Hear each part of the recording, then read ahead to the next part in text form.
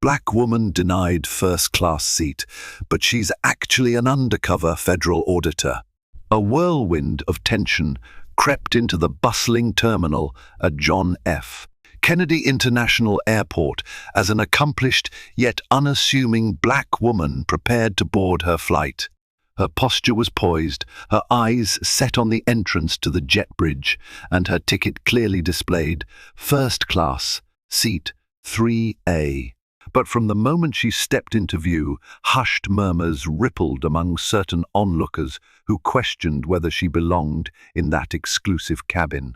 Little did anyone know, this poised traveller carried a hidden purpose and an authority that could bring giants to their knees. Her quiet resolve was about to unleash a storm no one saw coming.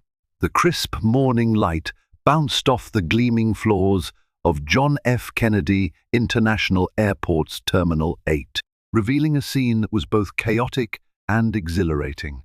Travelers lugged suitcases bursting at the seams, children clutched stuffed animals, and airport staff bustled around, pointing people toward check-in counters and gates. Amid the throng, a woman named Aliyah Daniels stepped gingerly off the escalator. She wore a simple but elegant navy blue pantsuit and carried herself with a calm precision that hinted at intense self-control. Aliyah was in her early 30s, her locks pinned back in a neat, low bun. She was not one to draw attention, preferring to navigate spaces with a quiet grace. As she walked through the terminal, no extraneous movements belied her intent. Everything she did, tucking her ID into an inside pocket, handing her ticket to the attendant, gently placing her carry-on in the overhead bin once on board, was done with deliberate care. She wasn't one to waste energy or invite scrutiny. Her ticket was for first class on an American Airlines flight bound for Los Angeles. The seat had been purchased in her name through a legitimate reservation system, with no special arrangements signifying who she truly was. If all went as planned, nobody on this trip would have any clue about her secondary identity. That is, unless they forced her hand. Aliyah needed a moment to collect her thoughts before checking in.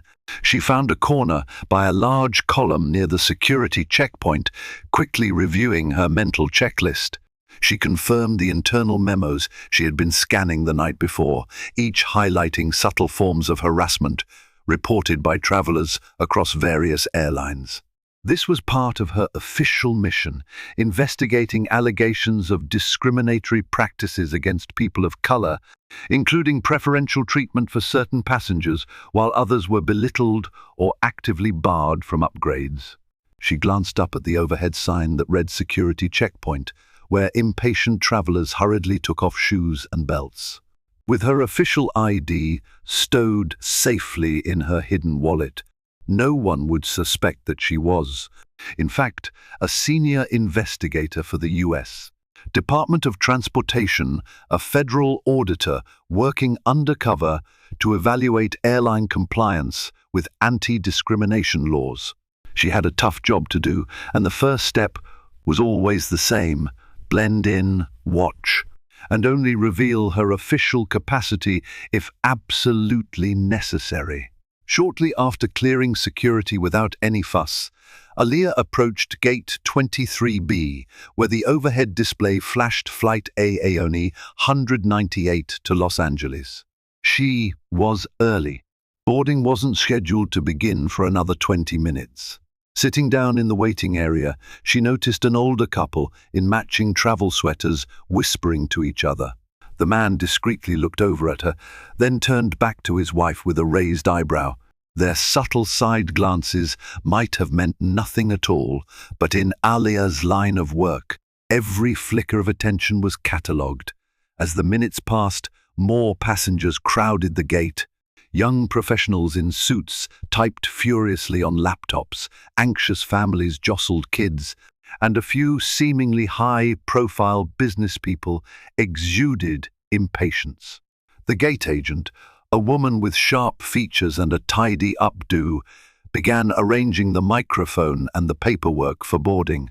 Then it happened, a small event that Aliyah had become all too accustomed to over her years in this job. The gate agent's eyes paused on Aliyah longer than necessary, scanning her from head to toe. There was no immediate hostility, no direct confrontation, just a silent, laser-focused scrutiny.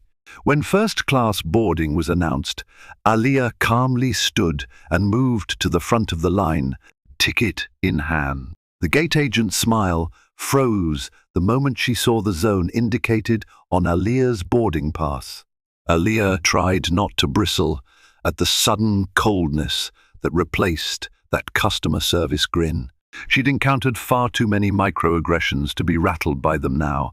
"MAAM," the gate agent said, tapping at her keyboard as if searching for an error. "Your seat says 3A in first class, is that correct?" "Yes, that's correct," Aliyah replied, nodding politely. She held out her boarding pass and ID once more. "Is there an issue? I need to check something. Could you step aside, please?" The agent's request was delivered with the same plastic courtesy, but Aliyah detected the underlying tension. She obliged, stepping out of the line as other first-class passengers walked by, handing over their tickets without delay. There was a man in a tailored suit right behind her, and the agent offered him a warm smile, scanning his pass within seconds. He proceeded onto the jet bridge with no problem. Another woman wearing stylish sunglasses and carrying a designer bag also had her pass accepted without delay. Then the gate agent turned back to Aliyah. "Could I see your ID again?" she asked, voice dripping with caution. Her eyes seemed to say, "I don't believe you." Aliyah complied. She handed over her driver's license and the boarding pass. The agent studied them for an inordinate amount of time, typed furiously into the computer, and finally forced a stiff grin. "Okay, it looks like your reservation is in order," she said. "You can board."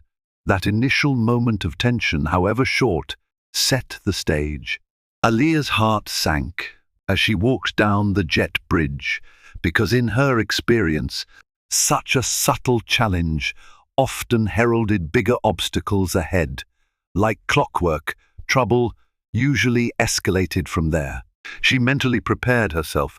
This mission could prove more eventful than she initially anticipated. Entering the pristine first-class cabin, Aliyah found seat 3A, plush, wide, with plenty of legroom. Precisely the seat she'd booked. She stowed her carry-on overhead and eased into the soft leather. A sense of mild relief washed over her. She had navigated the first test. Maybe this flight would be smooth, after all. But a mere 5 minutes later, just as she was about to clip her seatbelt, the same gate agent marched down the aisle, accompanied by a stern-looking flight attendant. Their eyes locked onto Aliyah, and the gate agent pointed almost accusingly. "Miss Daniels," the agent said firmly, glancing at her notes. "There's been a change in seat assignments. I'm afraid we'll need you to move to coach." A subtle gasp came from a nearby passenger, a middle-aged woman wearing noise-cancelling headphones who appeared to be watching. Aliyah's pulse quickened, but her face remained an unreadable mask.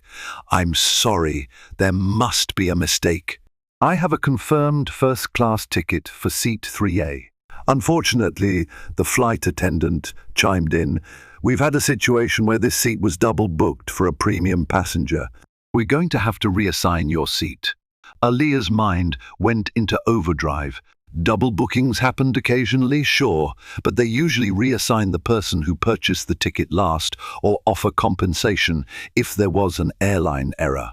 There was a protocol for these things, and forcibly moving someone who legitimately had a boarding pass in hand was highly unusual, especially if they had already been seated. She studied the flight attendant's face.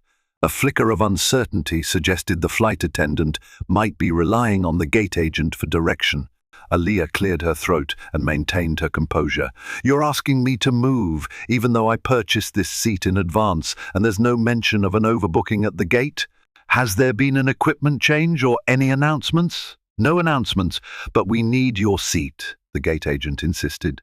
Her tone and body language implied she considered the conversation over. "We'll find you something in economy." Aaliyah squared her shoulders. She was not about to let this go unchallenged, not simply because it was inconvenient for her, but because the entire scenario reeked of the prejudice and discrimination she was tasked with uncovering. She decided to push back just enough to see what would happen. "I'm sorry," she said. "I have a fully paid first-class ticket, so if there truly is an issue, may I see the documentation or speak to a supervisor? I'm aware of airline policy, and this situation seems irregular." The gate agent frowned. Other passengers in first class, including a silver-haired man across the aisle, pretended not to listen, but their faces betrayed curiosity. The older couple from the waiting area, now seated 2 rows ahead, turned around to watch. "We are the authority here," the gate agent snapped, cheeks reddening slightly. "We've told you the seat is being given to another passenger. You can comply and move to economy, or you can catch another flight. Those are your options, Miss Daniels." Aaliyah paused for a moment, choosing her words carefully.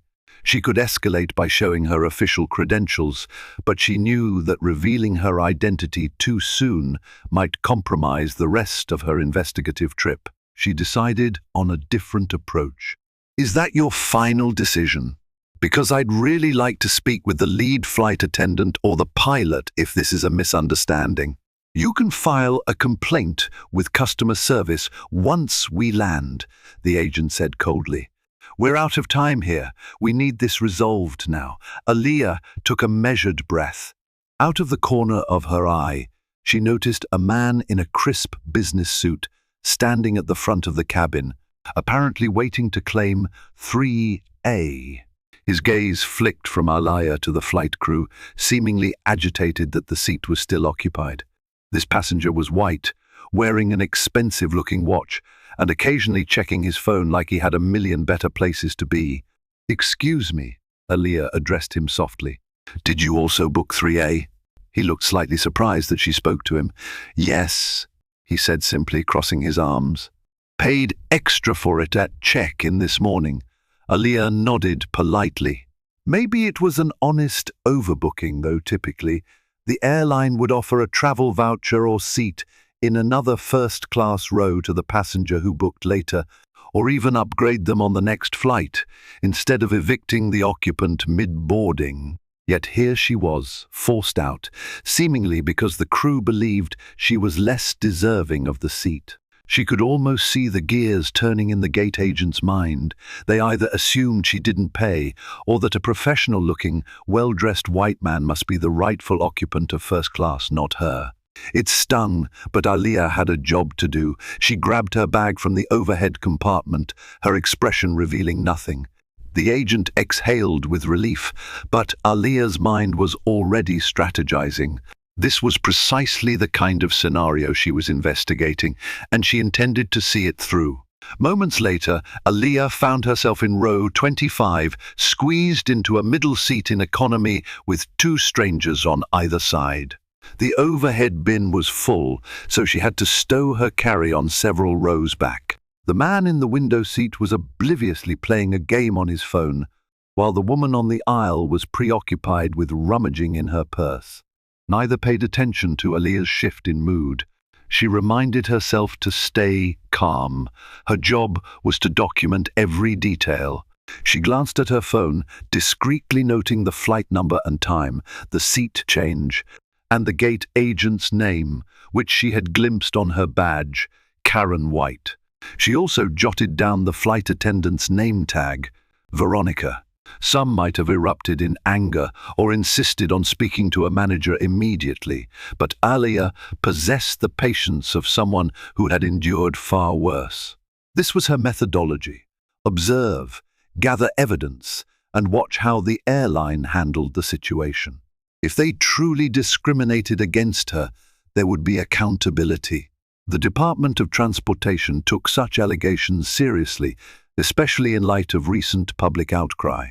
As she sank into the cramped seat, her emotions oscillated between professional resolve and personal disappointment. For all her training and composure, she was still a human being.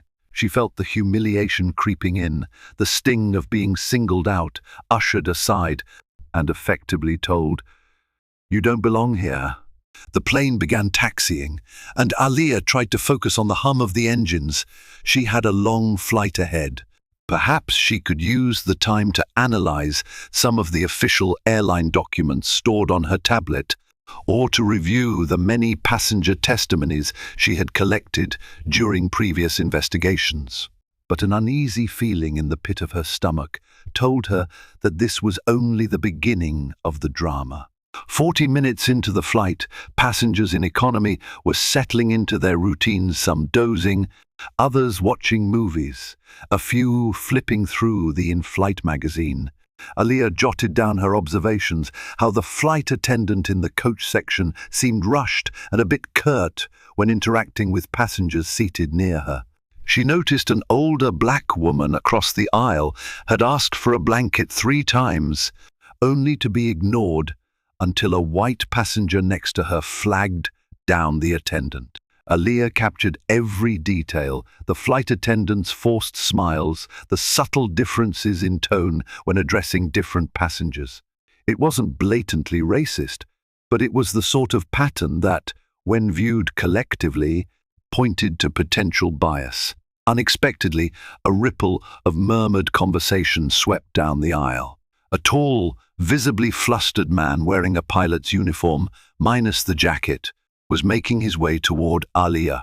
She quickly recognized him as the plane's captain, Richard Harding, a name she had glimpsed on the pre-flight info screen. Next to him was the lead flight attendant, a middle-aged Latina woman named Lourdes, who looked a bit anxious. "Aliyah Daniels?" Captain Harding said, scanning the row numbers. When he spotted her, he gave a polite nod. "May we speak with you for a moment?"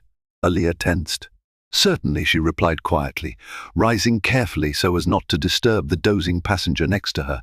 She followed the captain and the lead flight attendant toward the small galley area behind first class, shielded from most passenger eyes by a drawer curtain. She offered a polite smile, albeit tinged with a touch of skepticism. "How can I help you?" The captain cleared his throat. "I understand you had an issue with your seat in first class. There seems to be some confusion about that." Aliyah resisted the urge to laugh at the understatement. "Yes, it appears I was reassigned, despite having a confirmed ticket. The gate agent indicated my seat was double booked, so I moved to economy." Lourdes, the lead flight attendant, looked apologetic. "We just discovered the situation.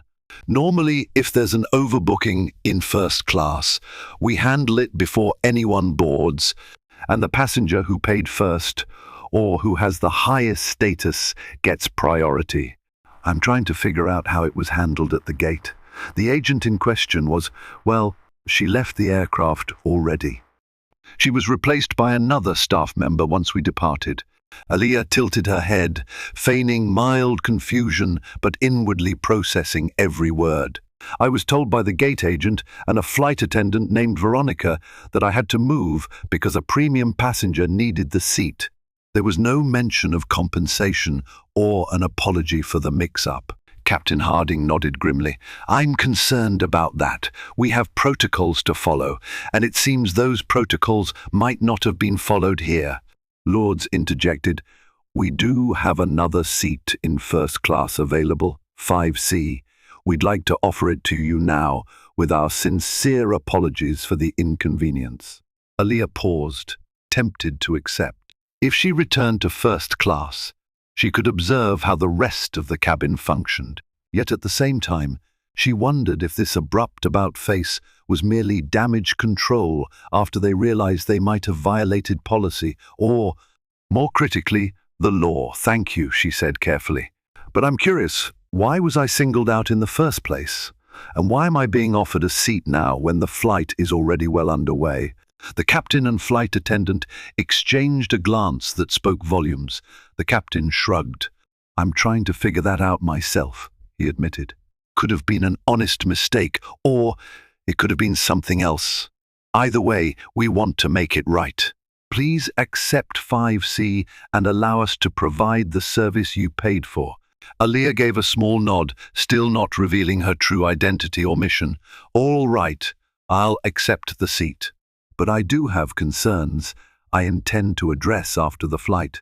Understood, Lords replied, sounding relieved. We'll do everything we can to make your flight more comfortable. Aaliyah returned to economy to gather her belongings, politely excusing herself as she retrieved her carry-on from an overhead bin. Some passengers looked puzzled as she walked toward the front of the plane with her bag in tow. Settling into seat 5C, she exhaled. First class was indeed more spacious, with seats that reclined almost flat. She quickly took stock of the cabin, about 8 other passengers, each absorbed in their own tasks, reading, watching a movie, or snoozing. Despite the plush surroundings, the tension in her chest refused to subside. She knew her every action was being watched, and she suspected that the flight crew was now aware something deeper was going on.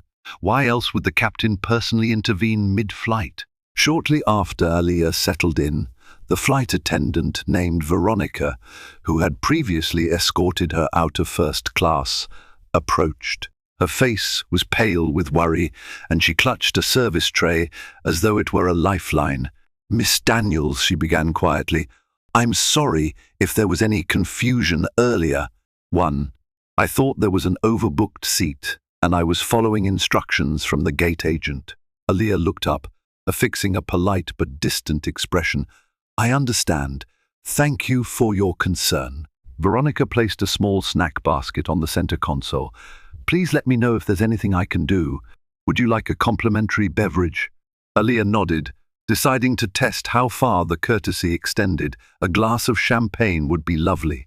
"I'll bring that right away," Veronica responded. She left, nearly bumping into the seat in front of her in her haste. Once alone, Aaliyah tapped a note into her phone. Flight attendant Veronica, now apologetic, claims instructions came from gate agent. Potential scapegoating or actual confusion. Her mind roiled with possibilities. She recalled reading multiple passenger complaints, mostly from minority travelers, who said they were either bumped from seats they had paid for or told they shouldn't be in first class. The stories were eerily similar. Some claimed the airline staff had told them it was a mistake or technical glitch. Aaliyah's investigation aimed to determine if these incidents were part of a pattern, blatant racial profiling disguised as booking errors. Another flight attendant, a different one from Veronica, approached with a tray carrying a chilled flute of champagne. "For you, Miss Daniels, is there anything else you need right now?" Aaliyah smiled politely, though her gut churned. "No, thank you. This is fine for now." The attendant left, and Aaliyah sipped her champagne, letting her gaze wander around the first-class cabin. The man who had taken 3A earlier was now engrossed in his laptop, occasionally sipping from a bottle of water. The older couple that had stared at her in the waiting area were now dozing quietly. Time seemed to slow. It was a strange calm, like the eye of a hurricane. Aaliyah sensed more turbulence to come. Suddenly her phone buzzed with an incoming text message.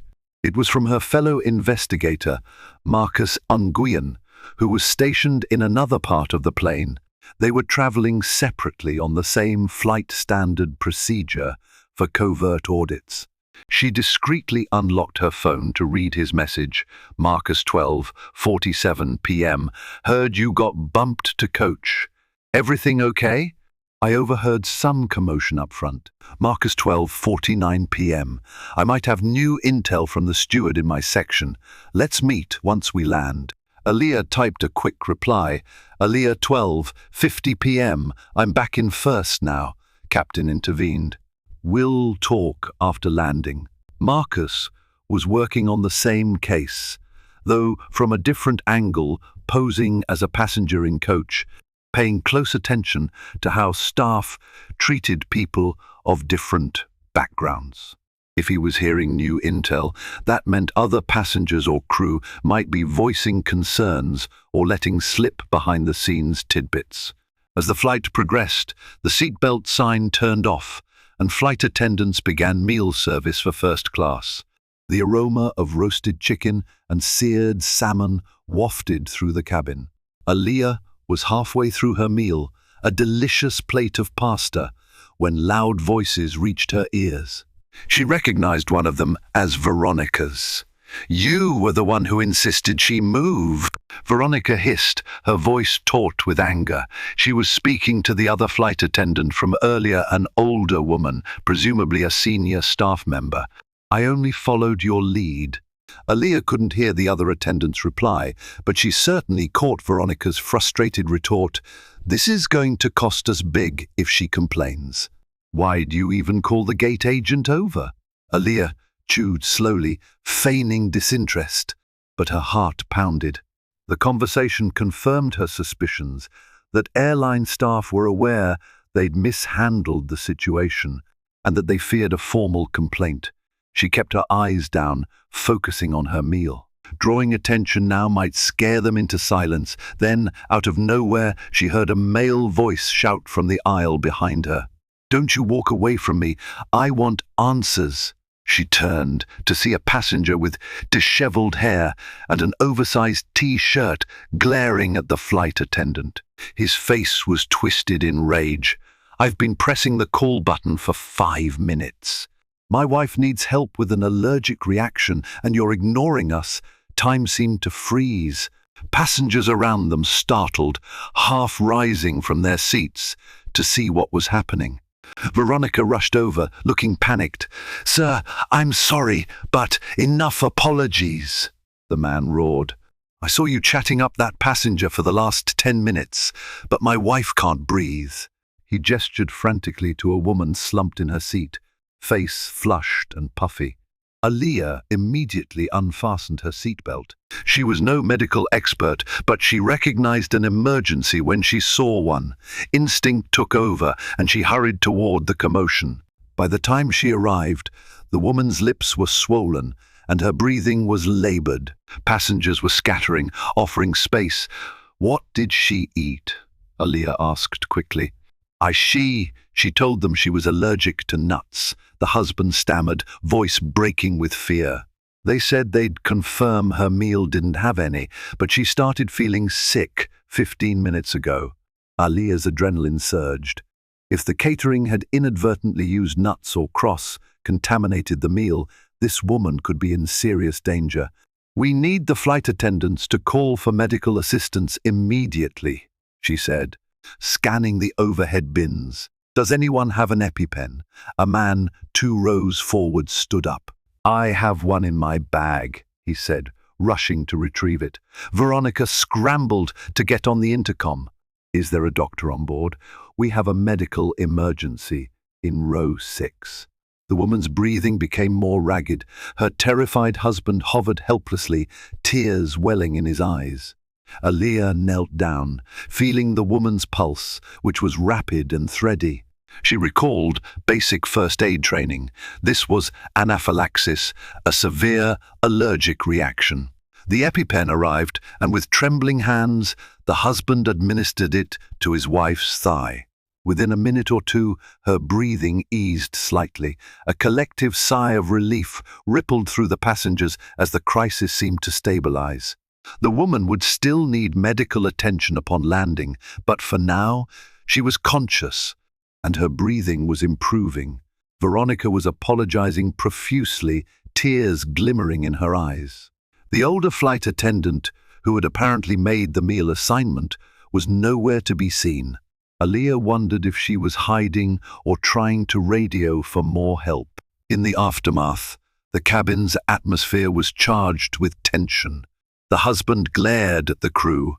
"You nearly killed her!" he shouted, voice cracking. "She told you she was allergic, and you ignored it?" "I was pressing the call button for so long. Why does nobody listen to the people in these seats?" His outburst echoed a sentiment Aaliyah had heard many times. that certain staff members paid less attention or gave less respect to certain passengers. Whether that was due to race, class, or some other bias was what Aliyah needed to ascertain. Over the next 2 hours, the flight crew walked on eggshells. The pilot made an announcement about the medical situation, assuring passengers that paramedics would meet them at the gate in Los Angeles. The woman who'd suffered the allergic reaction stabilized enough to sip water.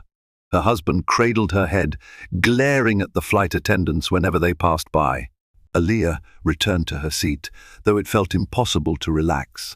Chaos had rattled the entire cabin, making the earlier seat dispute feel almost secondary. Yet she knew that in the official report, both incidents would loom large, indicating systemic breakdowns, one in the form of potential discrimination, and the other in failing to heed critical medical details. Suddenly, Veronica slipped into the seat next to Aliyah, likely an unorthodox move for a flight attendant, but the seat was empty, so she took the chance. She looked haggard, eyes rimmed in red. "Miss Daniels," she said quietly, voice barely audible over the hum of the engines. I need to talk to you. May we speak privately?" Aliyah glanced around. People were mostly absorbed in their own anxieties, but a few curious glances drifted their way. "Sure," she replied softly. Veronica led her to the galley area again. She began talking in a hushed, urgent tone. "Look, I know you probably hate me for what happened, but it wasn't personal." The gate agent insisted. "She claimed you were on some watch list, or that your ticket was flagged as fraudulent. I didn't want to cause trouble, but I was told to get you out of that seat. Then I found out none of that was true." Aliyah's stomach clenched. A watch list, a flagged ticket. The mention of a watch list was particularly alarming and suspicious. She kept her expression neutral, letting Veronica continue. "I overheard the gate agent talking to the older attendant, Carla, about you," Veronica admitted. "They said something like, 'She's not going to get a free ride in first class on my watch.' I tried to just follow orders. I feel terrible." Aliyah let a moment of silence hang between them. "Veronica, do you know why the gate agent would think my ticket was fraudulent? Did she have any proof or reason?" Veronica shook her head. "No. She mentioned something about how people try to scam their way into these seats all the time. But it didn't feel right, especially when I looked at your ticket, and it was completely valid. That's why I was so shaken when the captain got involved. He was furious that you were forced to move." There it was, in blunt terms, an implicit assumption that a black woman in first class must be trying to cheat the system. Aliyah's heart pounded with a mix of anger and vindication. This was exactly the type of discriminatory practice her department was cracking down on. She had enough to file a significant complaint, but she still needed more evidence, more details, to nail down the systematic nature of this issue.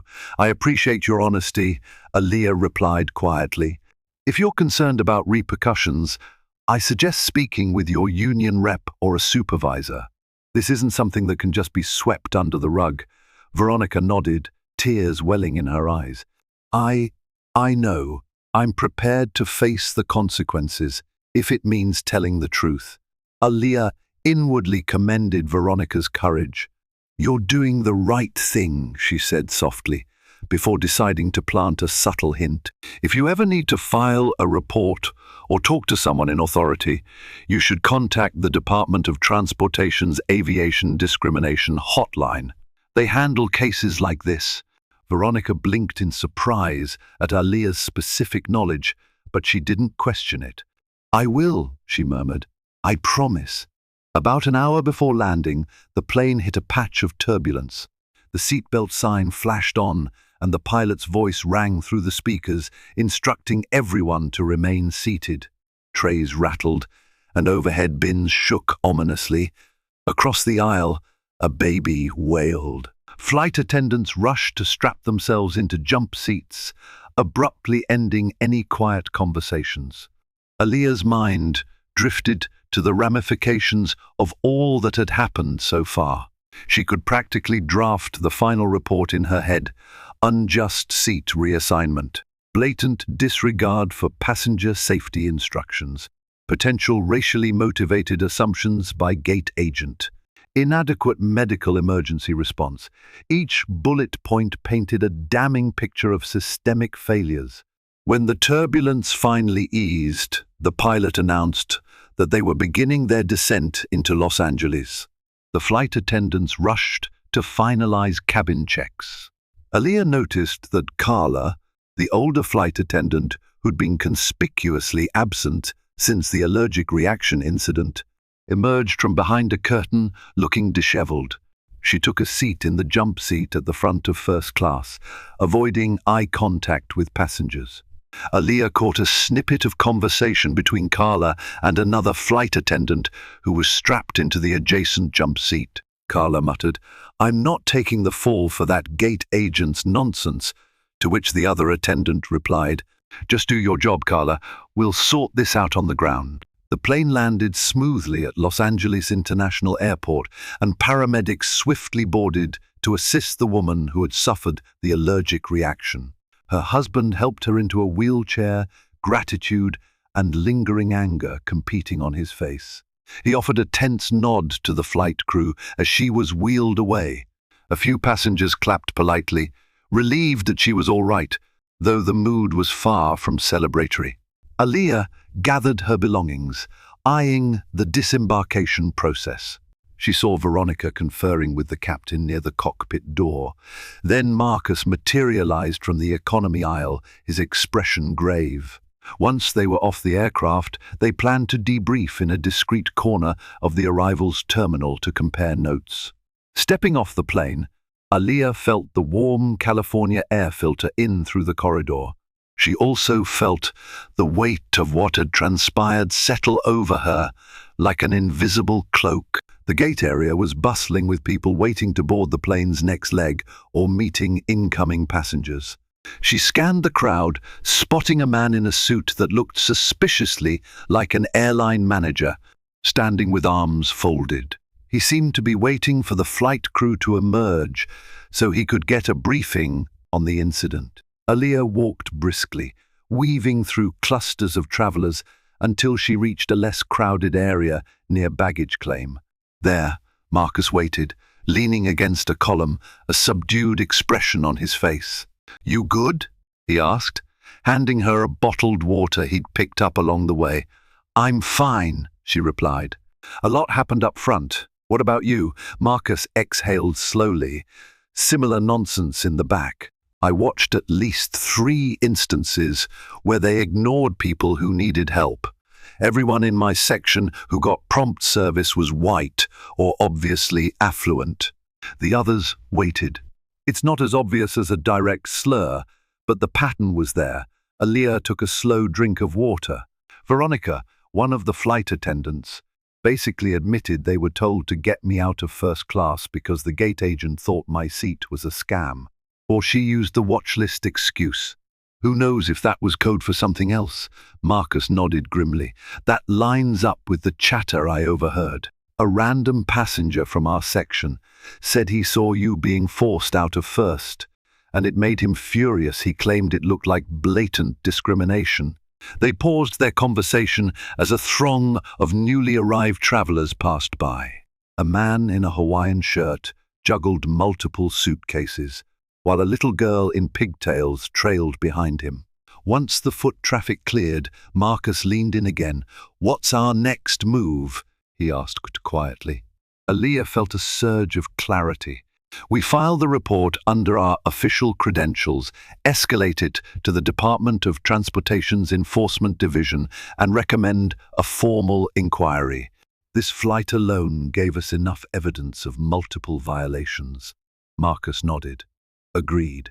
Let's get our stuff, find a quiet place, and document everything thoroughly."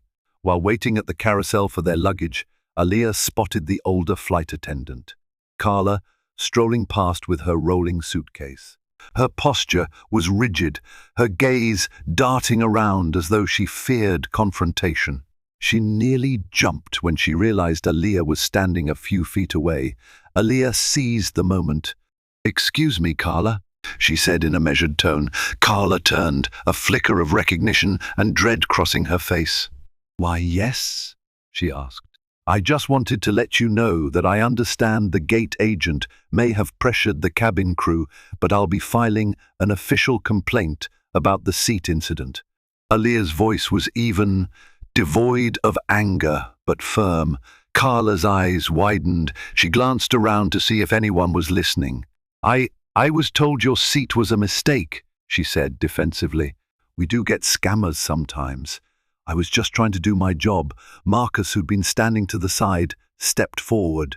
"You were so concerned about a scammer that you kicked a paying passenger out of first class after she was already seated, with no offer of compensation or a decent explanation." His tone was disarmingly calm, but the accusation was clear. Carla bristled. "You don't understand. The gate agent said she was an unauthorized occupant. We get stowaways sometimes." Her voice escalated a notch, attracting a few curious glances. Aaliyah remained poised. "I had a valid boarding pass and ID. There was no reason to suspect me of anything other than your own assumptions." Carla averted her eyes. "Look, it's done all right." She pulled her suitcase handle and tried to pivot away, but Aaliyah's next words froze her in place. "In addition to the complaint, I'm also an investigator from the Point Us Department of Transportation. My colleague and I will be including any relevant statements in our official report. Do you wish to add anything now or remain silent?" Carla's mouth fell open. For a moment, she seemed at a loss for words. Then her eyes welled with tears. She looked around, desperate, as if searching for an escape. When none presented itself, she whispered, I had no idea. I was just following instructions. Please, you have to believe me." Aaliyah watched her tremble, torn between pity and outrage. "I'll include your statement, but you need to understand, a federal inquiry is serious. If there was wrongdoing, if instructions from the gate agent were improper or discriminatory, now is the time to say so." Carla swallowed hard. I don't want to lose my job." Marcus's voice was gentle. "Honesty might actually help you. Blaming the gate agent or ignoring the truth won't. The best thing you can do is come clean and help change the system." Carla nodded, tears streaming down her cheeks. "I'll do it. I'm sorry." She turned and walked away, shoulders slumped, leaving Aaliyah and Marcus in the swirl of baggage claim crowds. They stood quietly for a moment, letting the gravity of the situation sink in. Later that evening, Aaliyah settled into her room at the Westin Bonaventure Hotel in downtown Los Angeles. She stretched out on the king-size bed, laptop balanced on her knees, meticulously typing up the day's notes.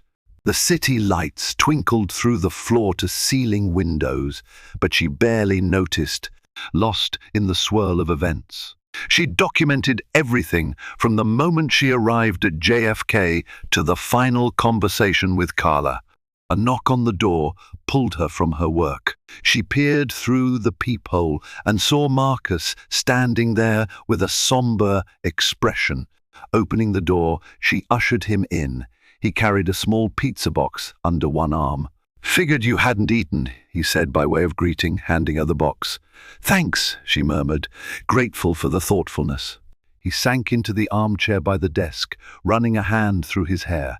"I've been on calls with the department. They want a preliminary report ASAP. Word has already traveled about the seat denial and the allergic reaction fiasco." Aaliyah opened the pizza box, took a slice of pepperoni, and placed it on a napkin. "Word travels fast." Marcus nodded. "They also want to know if we suspect an ongoing pattern or just a few isolated incidents. I told them we have plenty of preliminary evidence to indicate a pattern." Aaliyah let out a slow breath. "I'll finalize our combined notes tonight. We should have enough for them by morning. Then the department can decide how to proceed." Probably a formal hearing, Marcus speculated, could lead to heavy fines, mandatory anti-discrimination training, maybe even certain staff getting dismissed. She nodded, taking a bite of pizza. Her appetite was more out of necessity than enjoyment. Did you hear anything else about that gate agent, Karen White? Marcus's mouth twisted in distaste. I found out from a ground staff contact that Karen White has a history of complaints lodged against her. Several revolve around allegations of discriminatory or rude behavior. The airline has apparently kept her on despite repeated warnings. Aaliyah's eyes narrowed. Unbelievable. That means the airline might face even more liability if they knew she was problematic and did nothing. They continued their discussion for over an hour, cross-referencing passenger statements and airline policies. Eventually, Marcus left to return to his own room, leaving Aaliyah alone with her thoughts. She stared at her reflection in the mirror across the room. She was proud of her work, proud that she was fighting not just for herself, but for every passenger who had been mistreated. Still, the emotional weight was heavy. Before turning off the lights, Aaliyah sent a final email to her supervisor at the dot, summarizing the day's events. The subject line read, "Urgent. Possible pattern of discriminatory practices. American Airlines Flight AAO 198 JFK to LAX." The next day, Aaliyah and Marcus had scheduled meetings with American Airlines regional management in Los Angeles. Typically, such meetings were arranged quietly and with minimal fanfare, especially when an undercover operation was suddenly made known. Inside a bland conference room with glass walls, they sat across from two regional managers, a man named Joseph Peterson and a woman named Andrea Lee. Both wore practiced corporate smiles. "Thank you for meeting with us," Andrea began. "We understand there were some concerns about yesterday's flight." Aaliyah nodded once, sliding a folder across the table. "In addition to being passengers on that flight, Mr. Nguyen and I are federal auditors with the Point US Department of Transportation. We've compiled numerous incidents of potential discrimination and policy violations. That's all detailed in this folder." Joseph's face paled. He opened the folder, flipping through printed statements and official forms. Andrea leaned in, reading over his shoulder. Their eyes flicked anxiously from line to line. "We take these matters very seriously," Joseph said at last, clearing his throat. "But we do ask for fairness in your assessment. Our staff is trained to follow policy, and sometimes mistakes happen." Marcus stayed calm. Mistakes do happen, but when the same mistakes disproportionately affect passengers of color or are repeated by specific staff members with prior complaints, that's an indicator of systemic issues. Our mission is to ensure compliance with federal regulations. We'd prefer cooperation rather than conflict. Andrea's eyes darted to Joseph. "We're prepared to cooperate fully," she said quickly. "We'll suspend Gate Agent Karen White pending further investigation, and we'll review the performance records of the flight attendants involved." Aaliyah inclined her head. "We also witnessed an inadequate response to a passenger's medical emergency, and multiple accounts of staff ignoring or delaying service for certain passengers." "Are you prepared to address that as well?" Andrea swallowed. "Yes, of course. That's unacceptable." Joseph began to say something else, but Aaliyah held up a hand. "We've documented enough to initiate a formal inquiry. We'll be conducting interviews with relevant staff. We request that the airline not interfere." Joseph exhaled, pressing his lips together. "Understood. We'll cooperate. We'd like to keep this as low profile as possible." Marcus nodded. "We can't promise discretion if we uncover major violations. The department's priority is accountability, not PR cover." The tension in the room was palpable. By the time the meeting ended, it was clear that the airline's management feared a large-scale scandal and the potential financial penalties that might follow. Later that afternoon, as Aliyah walked through the lobby of the DOT's regional office in downtown LA, she received a call from an unknown number. She stepped aside into a quiet alcove near a row of potted plants to answer. "This is Aliyah," she said. A trembling female voice responded. "Hello, Miss Daniels. This is Veronica from yesterday's flight." Aliyah's brow furrowed. "Yes, Veronica. Are you all right?" Veronica sighed. "Not really. I just got word that they're interrogating me about the seat incident. Management wants me to say it was a misunderstanding or a minor error. But I can't do that anymore. Not when I know the truth." Aliyah felt a surge of respect for Veronica. "I understand. You want to give a statement that supports the truth, even if it implicates people higher up." "Yes," Veronica said, voice quavering. "I've seen this happen before.